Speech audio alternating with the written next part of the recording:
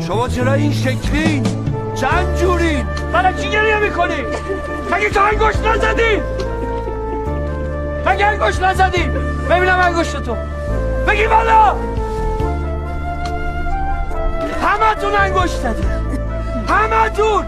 بعدا نشنوم بریم بگی که ما نمیخواستیم مخالف بودیم مجبورمون کردن. دارم اتمام حجت میکنم با تک تکتون. این کاریه که شما از ما خواستید. انصافا آدم خوبی بود نبود. نمیخوای چیزی بهشون بگی؟ بذار کارشونو بکنم. حتما یه چیزی میدونن که راضی شدن به این کار. فقط دردم اینه که من یه عمر پشت همه اینا بودم، ولی این مردم پشت من وای نستادن. فکر نمی‌کردم اینجور پشت منی که همه چیزشون بودم و خالی کنم. اینجور من چه بدی به شما کردم؟ چه خبرتونه؟ اومدین تماشا؟